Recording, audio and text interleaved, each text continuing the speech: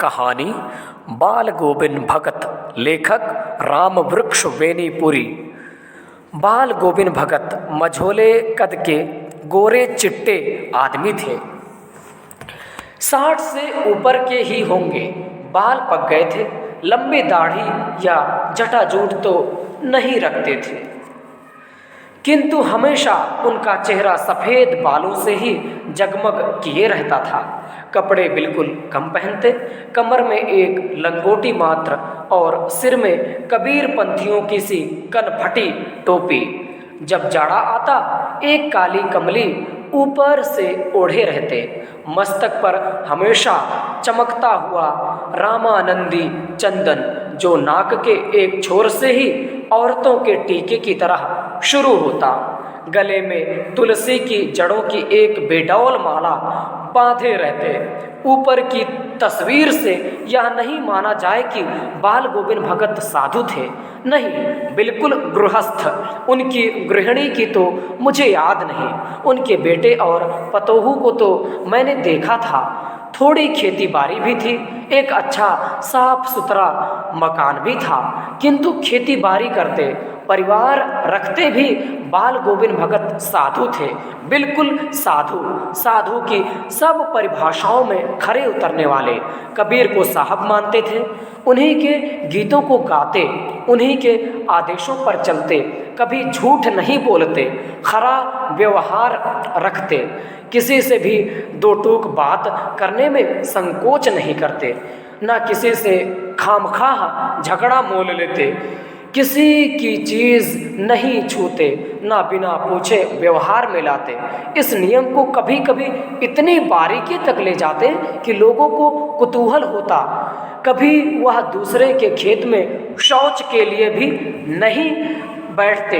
वह गृहस्थ थे, लेकिन उनकी सब चीज़ साहब की थी। साहब की अर्थात यहाँ पर कहने का तात्पर्य है जो कबीर प्रभु को मानते थे, निराकार ईश्वर को, उन्हीं की सारी सामग्री थी, ऐसा बताना चाहते हैं राम वृक्ष बेनीपुरी।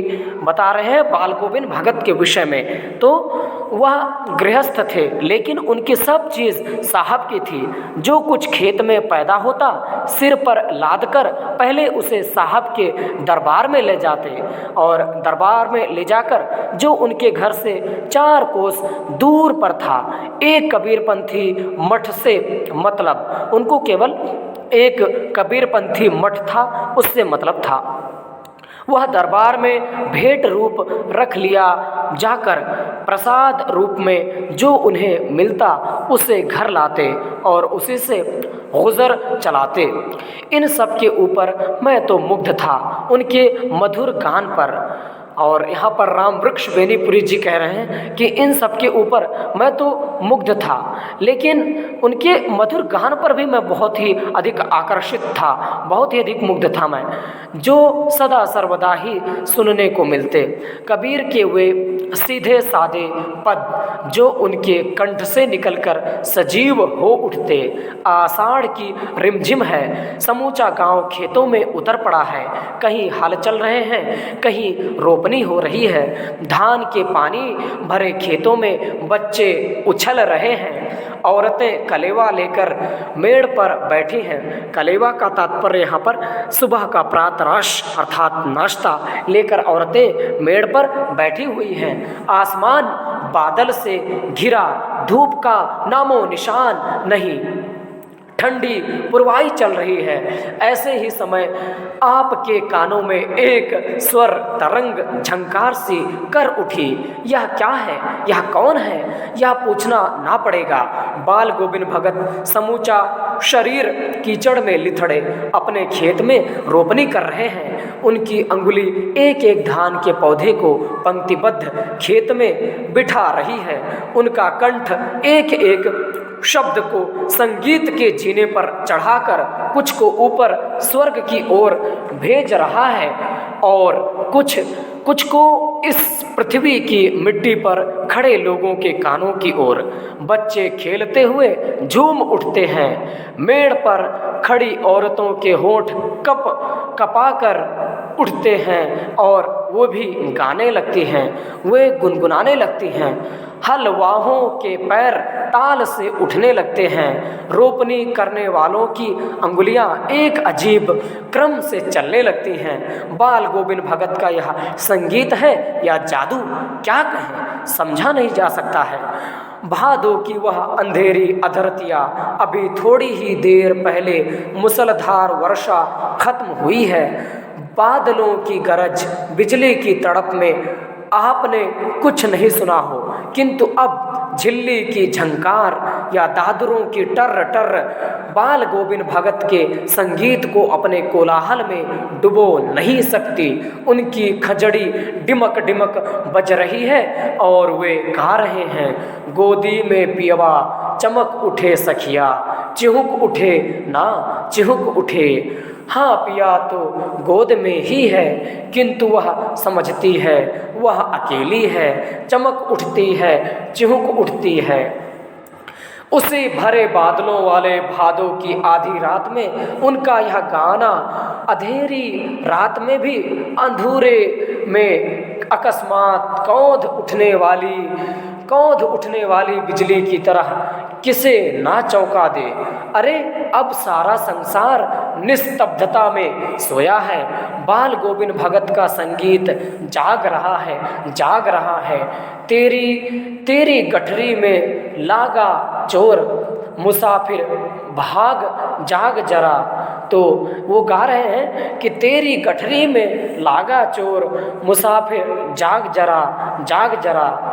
कार्तिक आया नहीं कि बाल गोविंद भगत की प्रभातियाँ शुरू हुई। प्रभातियाँ अर्थात जो प्रातः काल का गीत होता है बालकों और शिशुजनों को जगाने के लिए। तो प्रभातियाँ कार्तिक आया नहीं कि बाल गोविंद की प्रभातियाँ शुरू हुई, जो फागुन तक चला करती। इन दिनों वह सवेरे ही उठते, न जाने किस वक्त जगकर वह नदी स्थान को जाते। गांव से 2 मील दूर वहां से नहा धोकर लौटते और गांव के बाहर ही पोखरे में ऊंचे भिंडे पर अपनी खजड़ी लेकर जा बैठते और अपने गाने टेरने लगते, अर्थात गाने लगते। मैं शुरू से ही देर तक सोने वाला हूँ, किंतु एक दिन माघ की उस दांत किटकिटाने वाली भोर में भी उनका संगीत मुझे पोखरे पर ले गया था। अभी आसमान के तारों के दीपक बुझे नहीं थे। हाँ, पूरब में लोही लग गई थी, जिसकी लालिमा को शुक्र तारा और बढ़ा रहा था। खेत, बगीचा, घर सब पर कुहासा छा रहा था। सारा वातावरण अजीब रहस्य से आवृत अर्थात ढका हुआ मालूम पड़ता था। उस रहस्यमय वातावरण में एक कुश की चटाई पर पूरब मुँह काली कमली ओढ़े बाल गोविंद भगत अपनी खजड़ी लिए बैठे थे। उनके मुँह से शब्दों का तांता लगा था, अर्थात शब्द ही शब्द उच्चार हो रहे थे। शब्दों का बहुविधि प्रकारेण उच्चारण और प्रस्फुटन हो रहा था। उनकी अंगुलियां खजड़ी पर लगातार चल रही थी। गाते गाते इतने मस्त हो जाते, इतने शुरूर में आते, उत्तेजित हो उठते कि मालूम होता अब खड़े हो जाएंगे। कमली तो बार बार सिर से नीचे सरक जाती। कमली का अर्थ कंबल यहाँ पर है।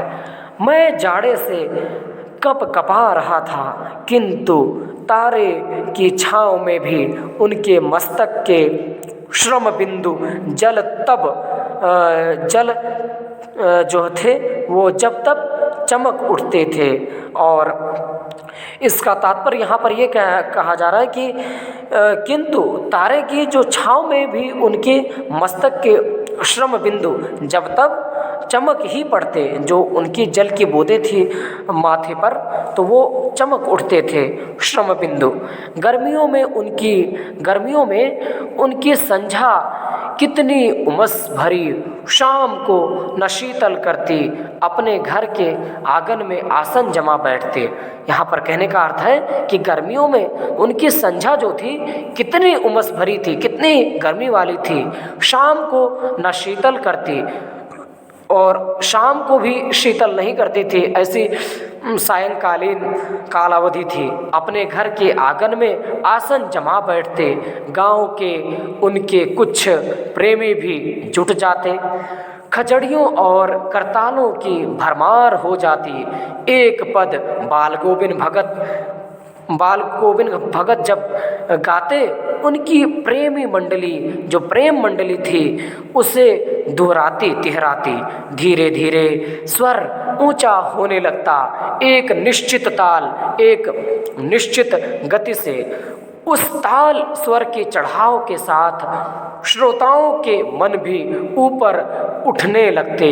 धीरे धीरे मन तन पर हावी हो जाता स्वर। होते होते एक क्षण ऐसा आता कि बीच में ही खजड़ी लिए बाल गोविंद भगत नाच रहे होते और उनके साथ ही सबके तन और मन नृत्यशील हो उठते और सारा आंगन नृत्य और संगीत से ओतप्रोत हो उठता। बाल गोविंद भगत की संगीत साधना का चरम उत्कर्ष उस दिन देखा गया जिस दिन उनका बेटा मर गया। इकलौता बेटा था वह, कुछ सुस्त और बोदा सा था, किंतु इसी कारण बाल गोविंद भगत उसे और भी मानते। उनकी समझ में ऐसे आदमियों पर ही ज़्यादा नज़र रखनी चाहिए या प्यार करना चाहिए, क्योंकि ये निगरानी और मोहब्बत के ज़्यादा हकदार होते हैं। बड़ी साध से उसकी शादी कराई थी। पतोहू बड़ी ही सुभग और सुशील मिली थी, अर्थात सुभग बहुत ही सुंदर और सुशील मिली थी। घर की पूरी प्रबंधिका थी, मतलब बहुत अच्छे तरीके से प्रबंधन करती थी। घर में किसी भी प्रकार का अवसाद या समस्या उत्पन्न नहीं होने देती थी। इस प्रकार की कुशल प्रबंधिका थी वो।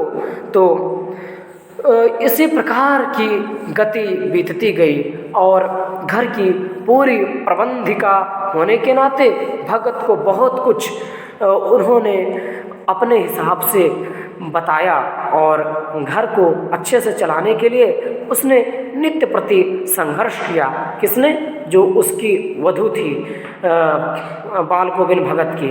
तो बहुत कुछ दुनियादारी से निवृत्त कर दिया था उसने, अर्थात बाल गोविंद भगत की जो पतोहू थी उसने उन्हें दुनियादारी से, अपने ऐसे कुशल प्रबंधन से निवृत्त कर दिया था, मुक्त कर दिया था। उनका बेटा बीमार है, इसकी खबर रखने की लोगों को कहाँ फुर्सत, किंतु मौत तो अपनी ओर सबका ध्यान खींच कर ही रहती है। हमने सुना बाल गोविंद भगत का बेटा मर गया।